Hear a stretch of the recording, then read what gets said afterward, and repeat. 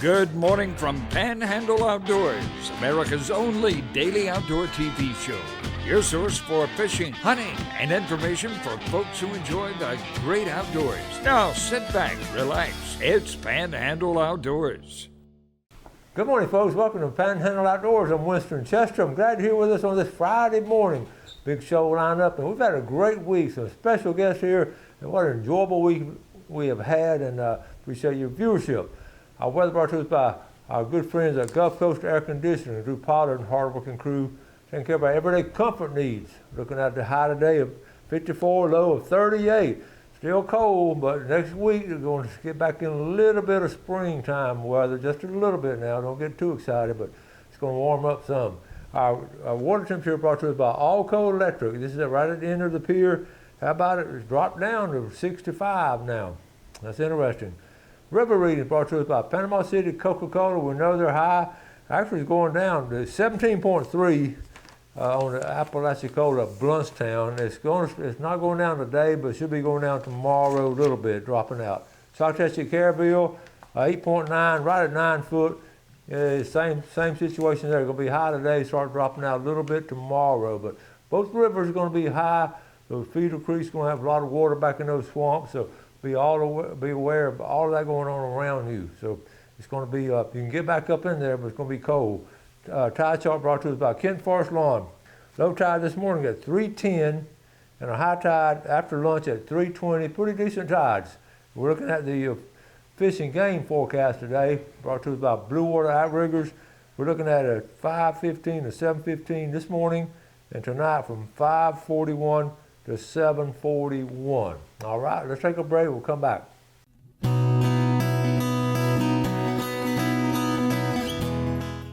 Okay, welcome back. I got some pictures, I actually have 3 pictures of the stump hole. Before I get to that, I didn't give the wind direction on our weather segment. If I forgot to, I had it written down northeast at 10 to 15. And we've had some strong wind this week and some cold wind. So it'll continue today, maybe a little bit warmer. I was looking at next Wednesday, we're looking at it may get up in the 70s again, but our nights are still going to be cold. It's still February, okay?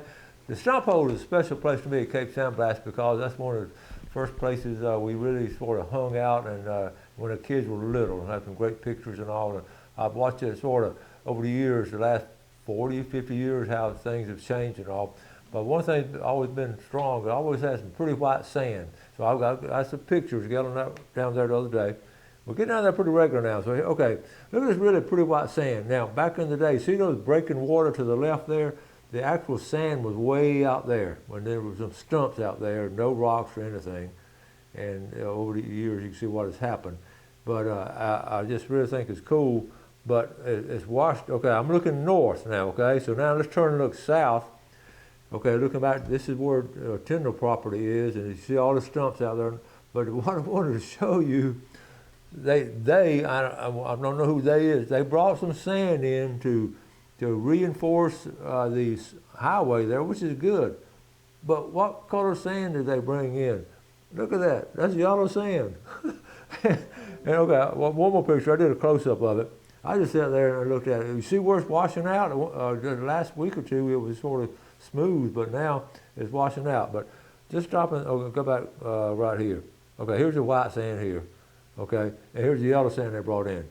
I don't know.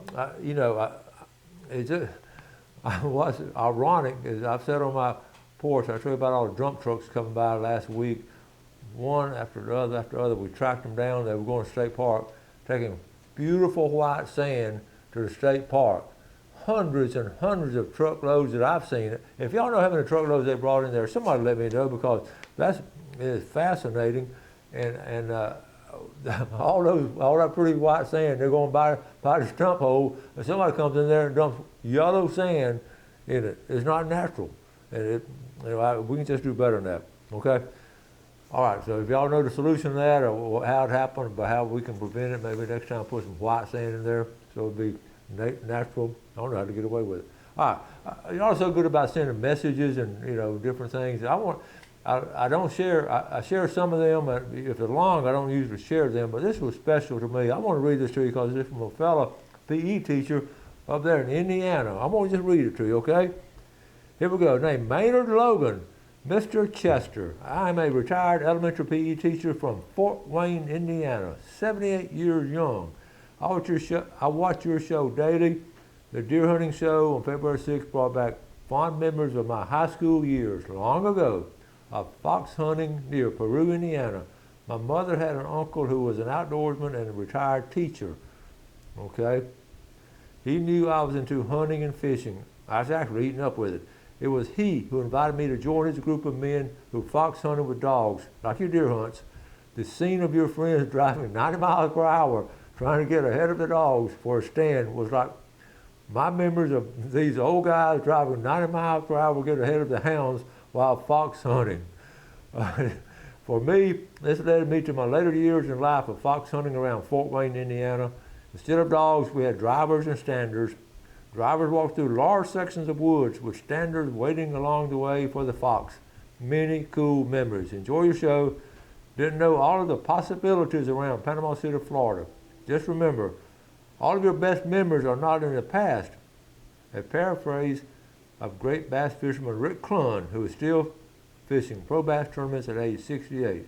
Maynard Logan, Fort Wayne, Indiana. Isn't that, well, first of all, it's so good to me just being a reflection of those days, doing the same thing across America. We're talking about the dogs. And then also, the best years are still ahead of you. And look at Rick Clunn, professional bass fisherman. Thank you so much, Maynard, for sharing those memories with us. I got a couple of pictures. Well, I got a bunch of pictures. I'm not going to get through all of them. Let's start with this one right here.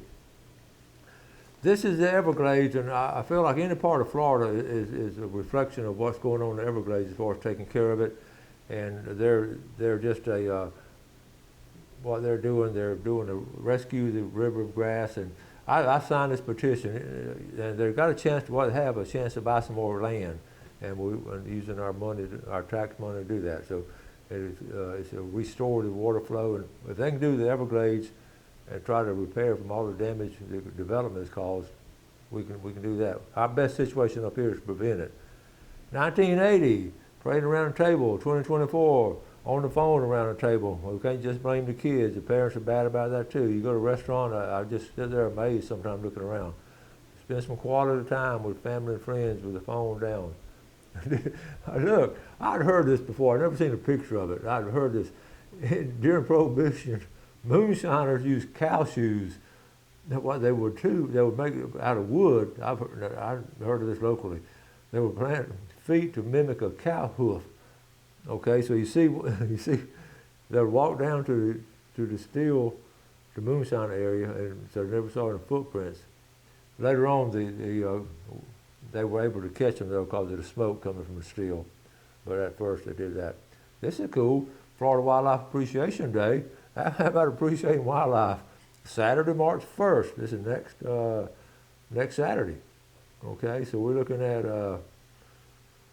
this is going to be, it's not here locally, but it's just a wildlife day across the state, having all kinds of different things going on. Florida Wildlife Appreciation Day. This is in Tallahassee, the nursery over there. What's cool, they sell plants and all for wildlife, that Tallahassee nursery. So they're doing a Wildlife Appreciation Day. If you're over there neck of the woods, run by and check it out. Let's take a break. We'll come right back. Okay, welcome back. So glad you're with us to close out this week on Panhandle Outdoors. We appreciate your viewership. On Wednesday of this week, a boat caught fire in the Destin Harbor. It happened like in a harbor walk area, and we've been there before. Right there, that's the original Destin fishing area, the harbor walk. So here we go right here. This is. Let me get it blown up if I can. It's not, okay, here we go. Don't know what caused it. Can't find any, no one's really showed. Let me see. I don't want to go to the next video. That the people all over was talking about it, and it was, okay, here, let's show it one more time, Joe. But man, can you see how hot it gets? I mean, the whole boat from the stern, think about that, the whole boat from the stern to the end was on fire. And that's what's crazy about it. And it happened like I said, Wednesday morning, I think. And it's already got 374,000 views. And it's amazing what happened. We'll give it Daniel Cole and see if he knows what happened. Okay, a few more pictures. I have all kinds of stuff. Okay, I'm gonna go. Let's start right here. Okay, if you speak fluent redneck, then you go and looking for a freezer. What size freezer do you want, honey? Well, is it gonna hold 1 deer, 2 deer, 3 deer, or 4 deer? That's the size. That's how you pick out your freezer. Okay, I thought it was a cool idea. You got a little fish camp or hunt camp or in your garage or something. You always need a towel doing stuff. Okay, this is the second one that Charlie Webb has sent. Lat long tracking. I want to share another one. This is Miss Chloe Crunwell, 9 years old, shooting a doe just in the Bay County area on old Morris pasture. Okay, she shot a trophy with a crossbow, but the deer bolted off. We were honored to be entrusted with the aid of her recovery. The deer was found dead on arrival, 240 yards out, but in the flooded woods. It's all about memories. Here's a picture of her. A great shot with a crossbow. Look at that girl going with a crossbow. Good job. You can tell they've been in the swamp. Good job there. This is Gulf Coast Air Conditioning. Drew Pollard. They're having a special right now. In fact, I'm gonna get them done. It's just a maintenance service, and we all know how important that maintenance service is. Okay. I said this to my kids. What if they close grocery stores and we have to hunt for our food? I don't even know where Little Debbie lives. This was interesting. They did an experiment. The corn on the left is genetically modified, okay, GMO, and on the right is organic, just grown regular. And the squirrels, look at how the squirrels ate the one on the right and not the one on the left. Is that not interesting? I thought that was really cool. How they could tell the difference. This is, we've been talking about a kayak fisherman doing a lot, and John Miller caught some over there in Sand Hills, okay? But look, he also picked up some trash, okay? Beer, Viennas, and somebody left their pliers there, but it always amazes me how people can leave trash at such a beautiful area and all. We're talking about, about spring fishing, going with some different people. I copied this for you out of the Woods and Water. I'm not going to go through all of them. Of course, Captain Wee Wee, they're in Panama City. I want to go down to, of course, the second one, Robinson Brothers. They've been around a long time. But I want to cover the area. I was talking around the Big Bend, right? Pat McGriff, right there in the middle. We've done some Florida sportsman shows together. He is a heck of a fisherman. It's called One More Cast, and that's around Keaton Beach. And then you have a Steinhatchee, Captain, Horseshoe Beach, Cedar Key. All these on the bottom left here are Captain down in that area. So if you want to try to get a good trip together, take a spring trip with a guide, that's a good way to do it. Okay, I want to show one more. This is before the rain and all with Choctahatchee. This is J.B. Hillard. This was before all the rain. Went to Black Creek Lodge and got a late start. We fished a couple of lakes off Mitchell River. Water 62 degrees. Had 3 nice shell crackers and 1 3-pound bass, 4 rat reds. What was left over. So this water level landing was very low. Like I said, this is right before the wind, but JB he does it on a regular basis. Okay. So anyway, let's see. I think that takes care of all. Well, I do want to show. I do have a couple more. There's another Spanish. This one's at the pier. That's Marissa White catching the Spanish at the pier. And then pink flamingos around. And I won't talk about this on Monday's show. And this is when you Photoshop, okay? This is when you Photoshop. Look at the brim I caught, ice fishing. But I want to get, okay, I got to show the boat fire. This is what I want to get to, squid. They're starting to get bigger. That's some good sized squid they're catching now. And look at how many they're catching. Oh, this is all Panama City fishing page. And this is what a lot of people are doing. They're catching the squid, and they eat some of them and put them in freezer bags, and you have fish all summer long with some squid that you caught. So I just wanted to show all those to you and everything. So anyway, let's get ready for our drawing. Here it is, Friday. I wanted to go over a little segment I went to do on Monday's show, a segment on hunting for sheds and it's a good time. This weekend will be a good time to hunt deer sheds and different ways to do it and different places to go. But if you get a chance to go and just walk through the woods looking for those deer horns that's fallen off, all kind of advantages to it. You can, it's great exercise. It's fun getting out in the woods. It's still cool enough. The snakes aren't out. And this is the time of the year, February and March, this is the time of year they really are shedding their old horns and all. All right, here we go. How about Gene's Oyster Bar, fried mullet plate? That sounds good, don't it? A day like today, nice cool day, get some fresh fried mullet. And the winner is, from Panama City, Nancy Flores. All right? Let's run down to Tropic Duck Seafood, and let's get some $20 gift certificate from Fountain Pam Aaron. Okay, from Fountain. All right. And the Big Red Snapper is going to be from East Callaway Heights, Roger Newton from East Callaway Heights. Okay? All right, that takes care of our winners, and we're going to take a break and come back with our February famous Friday fishing forecast. We'll be right back.